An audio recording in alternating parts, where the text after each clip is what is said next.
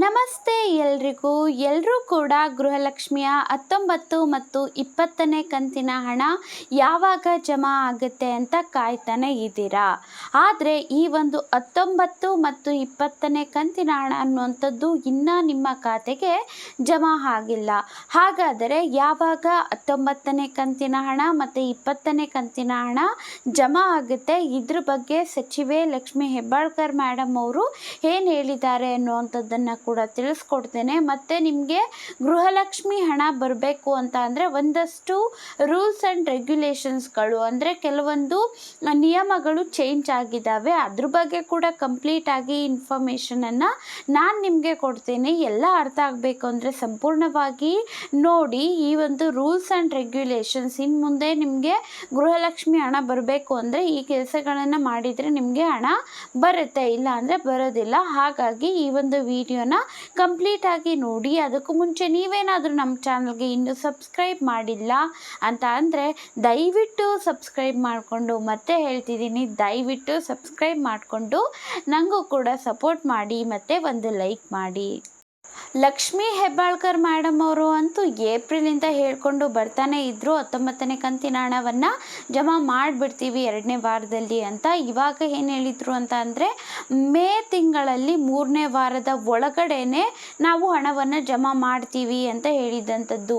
ಹೇಗೆ ಅಂತ ಅಂದರೆ ಒಂದೊಂದು ಡೇಟನ್ನು ಕೂಡ ಕೊಟ್ಕೊಂಡು ಬರ್ತಾನೆ ಇದ್ದರು. ಇದಾದಮೇಲೆ ಇನ್ನೊಂದು ಡೇಟು, ಮತ್ತು ಇನ್ನೊಂದು ದಿನಾಂಕ, ಈ ರೀತಿಯಾಗಿಯೇ ರಾಜ್ಯ ಸರ್ಕಾರ ಅನ್ನುವಂಥದ್ದು ದಿನಾಂಕಗಳನ್ನು ಕೊಡ್ತಾ ಬಂದಿತ್ತು. ಆದರೂ ಕೂಡ ಗೃಹಲಕ್ಷ್ಮಿ ಹಣ ಅನ್ನುವಂಥದ್ದು ಯಾರ ಖಾತೆಗೂ ಕೂಡ ಜಮಾ ಆಗಿಲ್ಲ, 19 ಮತ್ತು 20ನೇ ಕಂತಿನ ಹಣ ಅನ್ನುವಂಥದ್ದು. ಅದಕ್ಕೂ ಮುಂಚೆ ಯಾವಾಗ ಜಮಾ ಆಗುತ್ತೆ ಅನ್ನುವಂಥದ್ದನ್ನು ಹೇಳ್ತೇನೆ. ಆದರೆ ಅದಕ್ಕೂ ಮುಂಚೆ ಇನ್ನೊಂದು ವಿಚಾರ ಹೇಳಿದ್ದೆ, ನಿಮಗೆ ಗೃಹಲಕ್ಷ್ಮಿ ಹಣ ಬರಬೇಕು ಅಂದರೆ ಈ ಒಂದು ಕೆಲಸಗಳನ್ನು ಮಾಡಿಸ್ಬೇಕು ಅಂತ.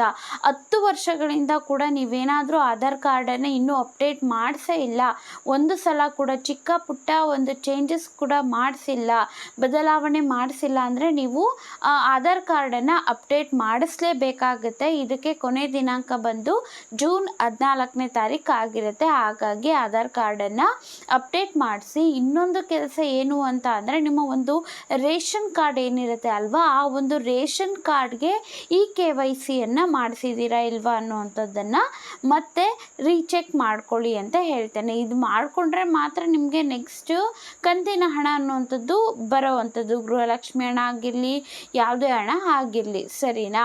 ಹಾಗಾಗಿ ಆಧಾರ್ ಕಾರ್ಡನ್ನು ಅಪ್ಡೇಟ್ ಮಾಡಿಸ್ಕೊಳ್ಳಿ. ಇನ್ನು ಮೇ ತಿಂಗಳ ಹಣ ಅನ್ನುವಂಥದ್ದು ಏನಿದೆ ಅಲ್ವಾ, ಗೃಹಲಕ್ಷ್ಮಿ ಹಣ ಅನ್ನುವಂಥದ್ದು, ಅಂದರೆ ಇದು ಬರಬೇಕಾಗಿರೋಂಥದ್ದು 19 ಮತ್ತು 20ನೇ ಕಂತಿನ ಹಣ ಅಂತ ಅಂದರೆ ಅದು ಫೆಬ್ರವರಿ ಮತ್ತು ಮಾರ್ಚ್ ತಿಂಗಳ ಹಣ. ಇನ್ನು ಮೇ ತಿಂಗಳ ಹಣ ಇನ್ನು ಮುಂದೆ ಯಾವಾಗ ಬರುತ್ತೋ ಹೇಳೋದಕ್ಕೆ ಬರೋದಿಲ್ಲ.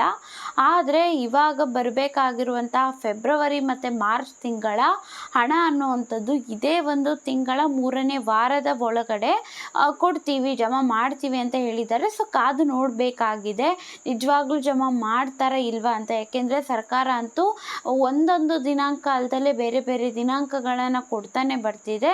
ಸೊ ಇದು ಅಟ್ಲೀಸ್ಟ್ 19ನೇ ಕಂತಾದರೂ ಹಣ ಹಾಕಲಿ ಅಂತ ನಾವೆಲ್ಲ ಕೂಡ ಕೇಳ್ತಾ ಇರೋ ಅಂಥದ್ದು. ಸೊ ನೋಡೋಣ ಏನು ಮಾಡ್ತಾರೆ ಅನ್ನೋವಂಥದ್ದನ್ನು. ಸೊ ನಿಮಗೆ ಎಲ್ಲಿವರೆಗೂ ಕೂಡ ಹಣ ಬಂದಿದೆ ಅನ್ನೋವಂಥದ್ದನ್ನು ಕಮೆಂಟ್ ಮಾಡಿ ತಿಳಿಸಿ. ಮತ್ತು ನಿಮಗೆ 19ನೇ ಕಂತಿನ ಹಣ ಬಂದಿದ್ದರೂ ಕೂಡ ಕಮೆಂಟ್ ಮಾಡಿ ತಿಳಿಸಿ ಯಾವ ಜಿಲ್ಲೆ ಅನ್ನೋವಂಥದ್ದನ್ನು. ಸಬ್ಸ್ಕ್ರೈಬ್ ಮಾಡ್ಕೊಳ್ಳಿ.